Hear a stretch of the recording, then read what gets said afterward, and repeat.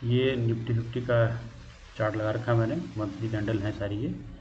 पिछली वीडियो में मैंने बताया था, एक बार इसको रिपीट कर रहा हूँ खाली छोटा सा, कि ये अपने ऑल टाइम हाइप से अभी तक लगभग 17% नीचे आ चुका है। आप इसको देख सकते हैं, 17% करीब 16-17% आ चुका है। और हम ये मान चल रहे हैं कि अगर ये 21,300 के आसपास आएगा, तो ये मैंने लाइन खींच रखी है, यानी लगभग 19% आएगा। तो हम इन दोनों के हिसाब से प्लान करेंगे कि कौन से स्टॉक्स में क्या करना है। मैंने कुछ ये राइट साइड में देख रहे हैं, ये सारे स्टॉक्स रखे हुए हैं जिनको मैंने एनालाइज किया हुआ है। और ये जितने भी स्टॉक्स हैं, ये पूरी लिस्ट है। ये सभी स्टॉक्स 50% के आसपास से लेकर 70% तक इसमें गिरे हुए हैं।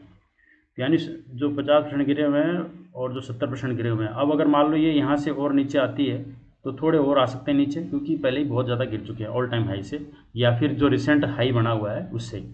तो फिलहाल निफ्टी के हिसाब से अपन देखते हैं। ये वीडियो केवल शैक्षणिक और पेपर ट्रेडिंग के उद्देश्य से बनाया गया है, ये आपको ध्यान रखना। हम इन्वेस्टिंग कराते हैं विदाउट स्टॉप लॉस, यानी हम स्टॉप लॉस नहीं रखते, हम नीचे के लेवल पे फिर बाइंग करते हैं, पर स्टॉप लॉस करके उसको काटते नहीं है, नुकसान में कभी भी बेचते नहीं। हो सकता है उसका बाइंग करने के बाद में टाइम पीरियड बढ़ सकता है, हो सकता है हम जो 6 महीने, साल भर, 1.5 साल मांग के चल रहे थे, 2 साल 3 साल हो जाए, लेकिन हम उसको घाटे में कभी नहीं बेचेंगे, क्योंकि फंडामेंटली हम चेक करके ही ये स्टॉक्स जो दिख रहे हैं ये सारे लगाए हुए हैं। पर चूंकि बहुत सस्ते हो रखे हैं, और जिस तरह से एफ और डी भी करते हैं कि वो यहाँ पे कहीं बाइंग करते हैं, ऊपर ले जाकर धीरे धीरे सेलिंग कर देते हैं, तो फिर वापस यहाँ आने के बाद उम्मीद है कि बाइंग करेंगे। वैसे भी एफ और डी जो एफ है वो जा रहे हैं, तो जा तो नहीं रहे हैं, अभी तक उन्होंने 5-7% ही अपना बेचा है। और जब ये लेवल बन जाएंगे तो इस लेवल से फिर वो धीरे धीरे फिर वापस इन्हीं स्टॉक्स में एंट्री करेंगे जो 60-70% नीचे गिर रखे हैं, इन्हीं को ये वापस ऊपर लेके जाएंगे। लेकिन वो लेके तभी जाएंगे जब इस लेवल पे आएंगे, क्योंकि इस लेवल पे आने के बाद रिटेलर बेचेगा ढंग से, तभी तो वो खरीद पाएंगे, क्योंकि कोई बेचेगा तभी तो कोई खरीदेगा। मार्केट में ऐसे तो अवेलेबल है नहीं कि भाई कभी भी ले सकते हो, तो जब कोई बेचेगा तभी खरीदेंगे। तो रिटेलर जब डर के बेचना शुरू करेंगे तब वो खरीदना शुरू करेंगे। तो आप भी इसी लेवल पे खरीदना शुरू करना, ताकि उनके साथ साथ हम भी एक अपना रनअप ले सकें। अब मैं इन स्टॉक्स को दिखा देता हूँ, और अगर लाइक और सब्सक्राइब नहीं किया तो प्लीज़ लाइक और सब्सक्राइब करें, ताकि और लोगों तक भी वीडियो पहुँचे और आपको भी टाइम से वीडियो मिले। अब मैं दिखाता हूँ जियो फाइनेंस। जियो फाइनेंस का ये चार्ट है। निफ्टी आपको पता है कि 17% गिर चुकी है और 19 तक के मान चल रहे हैं, उसके अलावा ज़्यादा चांसेस नहीं है, क्योंकि ऐसे ही चलता है, पहले वीडियो में आपने देखा होगा। अब मैं इसको दिखाता हूँ। ये अपने ऑल टाइम हाई से करीब 50% गिर चुकी है, ठीक है। तो अब ये लेवल है इसका, और आईपीओ आया था उसके बाद भी इसी लेवल के आसपास था, तो वहाँ से अब ये वापस धीरे धीरे चलना शुरू होगा। ये इसी तरह से मार्केट का ट्रेंड होता है, इसी तरह से चलता है, इसलिए आपको घबराने की जरूरत नहीं है। इसे अगर आपने इन्वेस्टिंग पहले से कर रखी है तब तो आप यहाँ एवरेजिंग कर सकते हैं, और अगर आपने इन्वेस्टिंग नहीं, फर्स्ट टाइम कर रहे हैं, तो बहुत अच्छी जगह पे आप बाइंग कर रहे हैं। ये वही लेवल सारे मैं दिखा रहा हूँ आपको। इसके बाद आप हैथवे का देख जाते हैं। हैथवे का ऑल टाइम हाई तो ज़्यादा रहा होगा, लेकिन रिसेंट हाई से माने अगर इसको, तो ये रिसेंट हाई है, तो इससे यहाँ देखिए ये 55% करीब गिरा हुआ है, ठीक है। ये इसके बाइंग लेवल भी है, इसके आसपास आ रखा है, तो यहाँ से आप ट्राई कर सकते हो। उसके बाद रिलैक्सो देख लेते हैं। रिलैक्सो भी कंटिन्यू गिर ही रहा है, ऑल टाइम हाई से अगर आप इसको देखेंगे तो बहुत ज़्यादा गिरा हुआ है, लेकिन अच्छा स्टॉक माना जाता है ये 72% गिरा हुआ है। और ये 72% गिरने का मतलब ये नहीं कि बहुत ख़राब स्टॉक हो गया, ऐसा कुछ नहीं है। अगर आप इनके फाइनेंशियल वगैरह कहीं निकाल के देखोगे, या आप इस पर लगा के देख लीजिएगा, इस तरह से आप, अब ये रजिस्ट्रेशन मांग रहा है, चलिए मैं इसको बाद में दिखा दूंगा आपको। टी 72% गिरा हुआ है। इसी तरह से आप इंडिगो पेंट देख लीजिए। इंडिगो पेंट्स शानदार स्टॉक है, लॉन्ग टर्म के लिए अच्छा है, और अभी भी फिर वो दोबारा उसी बाइंग लेवल पर आया हुआ है। अभी ये भी 71% गिरा हुआ है। इसी तरह से आप लक्ष्मी ऑर्गेनिक्स को देख लीजिए। ये Lakshmi organic all time high से कितना गिर चुका है, 73%, 74%। HFCL देख लीजिए, ऑल टाइम हाई से कितना गिरा हुआ है, करीब 55%। IEX देख लीजिए, ये तो मोट वाली कंपनी है। अगर रिसेंट हाई से देखते हैं अपन, तो रिसेंट हाई से 38% है, लेकिन ऑल टाइम हाई से अगर हम देखें इसको, तो 53% करीब गिरा हुआ है। हमारा राजा बैटरी जो एनर्जी में अभी हो गया, उसको देखें आप,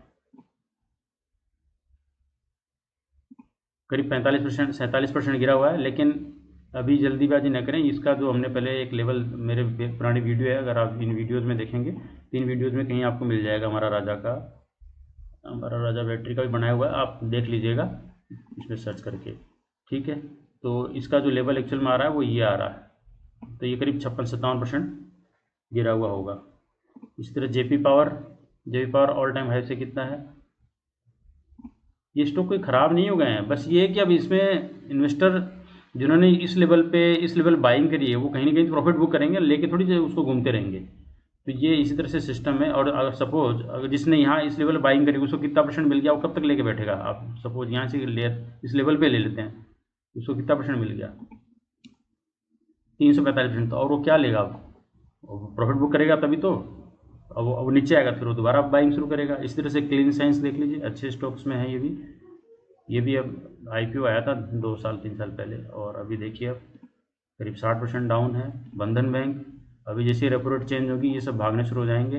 बंधन बैंक को देख लीजिए आप, ऑल टाइम हाई से कितना गिरा हुआ है, ये कंटिन्यू गिर ही रहा है। गिरने का मतलब ये नहीं कि ख़राब हो गया स्टॉक, बिल्कुल भी ऐसा नहीं है। 83% गिरा हुआ है और इस चैनल फंसा हुआ, जैसे चैनल ब्रेक होगा फिर ये धीरे धीरे धीरे इस पे लेवल, फिर इस लेवल, इस तरह से जाएगा। अभी फ़िलहाल मैं इनके लेवल्स बता रहा हूँ कि कितने गिरे हुए हैं, और जब इनको टारगेट का टाइम आएगा तो टारगेट का टाइम तभी तो नहीं आएगा, 4-6 महीने, साल भर, 1.5 साल भी लग सकते हैं। उसमें मैं इन सब के टारगेट भी आपको बताऊंगा। जल्दीबाजी न करें बेचने की, प्रॉफिट अच्छे से लेना है, फिर प्रॉफिट पे भी बैठना होता है, ये नहीं। ये भी 40% गिरा हुआ है मेडी असिस्ट, आप ये देख सकते हैं। उसके बाद बजाज हिंद शुगर, ये भी अब प्रॉफिट बुकिंग शुरू हुई तो ये भी अब अपने हाई से कितना आ चुका है, 60-61% गिर चुका है। इसका लेवल पहला जो आ रहा है वो 16 के आसपास आ रहा है, और दूसरा ये शायद 10-11 11 साढ़े 11 12 के आसपास में आ रहा है। ठीक है, बाइंग लेवल है ये फ़िलहाल। ठीक, और इसके बाद देखते हैं टाटा मोटर्स अपने एक बाइंग जोन पे आ चुका है। ये भी करीब 50% के तो गिर चुका है, और अगर मार्केट अगर और निफ्टी और भी नीचे जाएगी तो फिर ये अगला लेवल इसका फिर यही आएगा, ये 67% गिरा हुआ मिलेगा।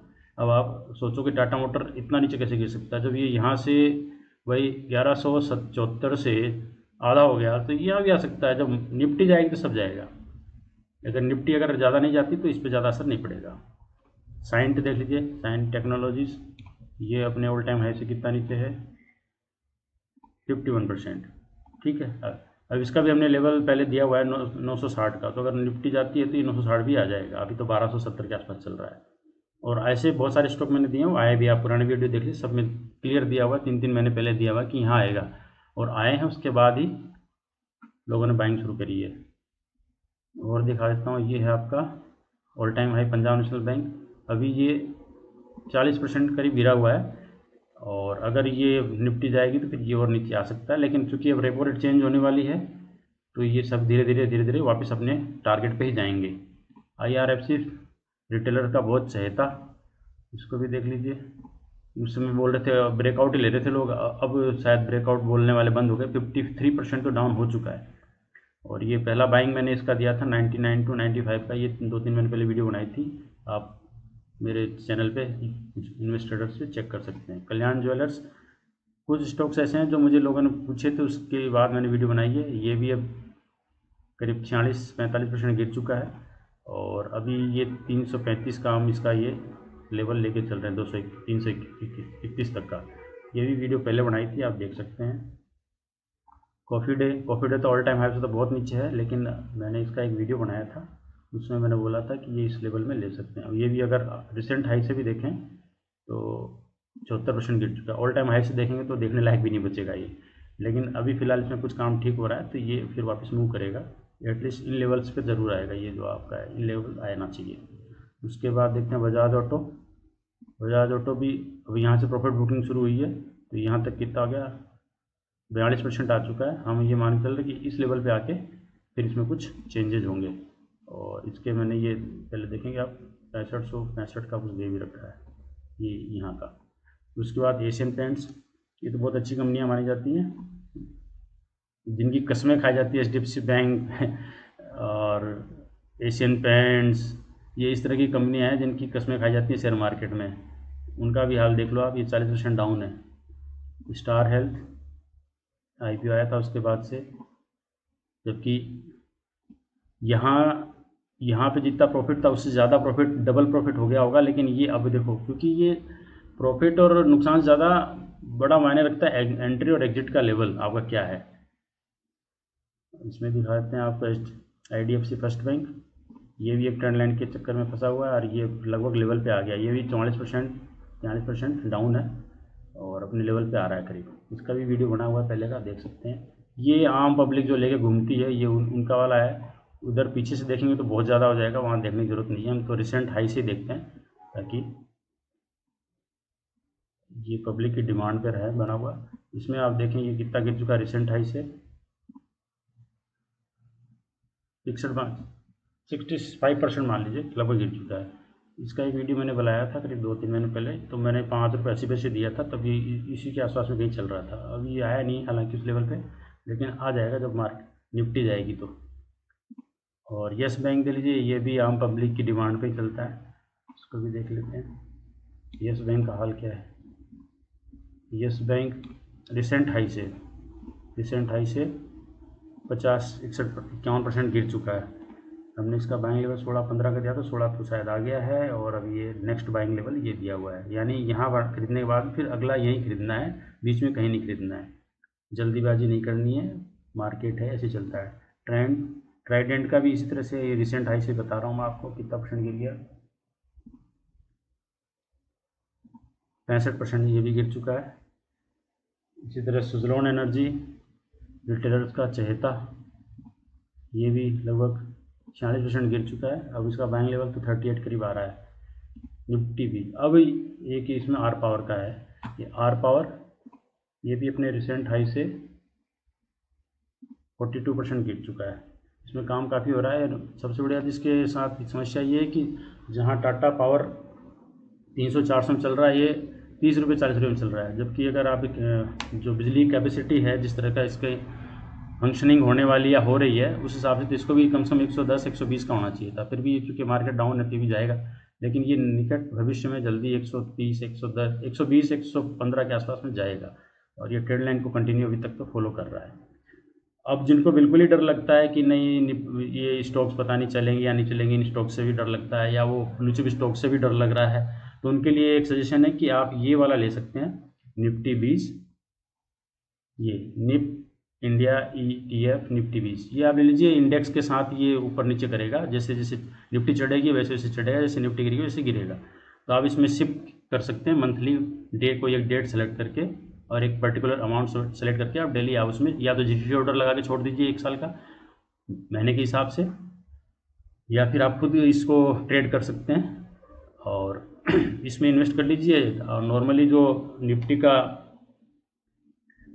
का जो रिटर्न आता है वो 15 के आसपास में, 13 से 15 के आसपास में अर्ली आ जाता है, तो आप इसमें इन्वेस्ट कर लीजिए। एटलीस्ट ये आपको FD और उनसे तो अच्छा ही देगा। लेकिन ये ध्यान रखिए जितने भी स्टॉक बताएं इनमें सबसे, मैं जब बोलता हूँ कि इन्वेस्टिंग विदाउट स्टॉप लॉस, इसका मतलब ये होता है कि आपको पेशेंस के साथ ही इन्वेस्टिंग करनी है। यानी अगर ये स्टॉक सपोज मैंने जियो फाइनेंस ले लिया, अब ये तो बॉटम तो बन गया, सब कुछ हो गया, लेकिन मान लो मार्केट क्राइसिस आती है तो ये भी नीचे जाएगा, ये कोई वो ऐसा नहीं है कि यहाँ यहीं रुका रहेगा, तो नीचे आएगा, तो फिर वो डरना नहीं है कि अरे ये तो 200 पे लिया था तो 150 ही आ गया, तो डरने की जरूरत नहीं है। आपके एंट्री और एग्जिट लेवल सही होने चाहिए, कोई दिक्कत नहीं है। और ये हमेशा ध्यान रखिए कोई भी स्टॉक उतना अच्छा या ख़राब नहीं होता जितना ख़राब होता है आपका एंट्री या एग्जिट लेवल। तो एग्जिट और एंट्री लेवल के लिए पहले एंट्री हम करा रहे हैं, एग्जिट लेवल हम बताएंगे तभी एग्जिट करना। ये नहीं कि यहाँ से यहाँ गया और आपने बेच दिया, नहीं, हमें इसको पूरा राइड करना, हमको लेके जाना जहाँ तक ही जाता है। उस समय जब चार्ट पैटर्न बनेगा उस हिसाब से बताएंगे, तभी आपको एग्जिट करना है, जल्दीबाजी नहीं करनी है।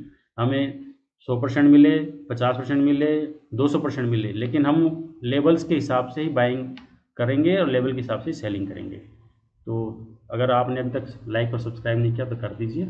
Thank you.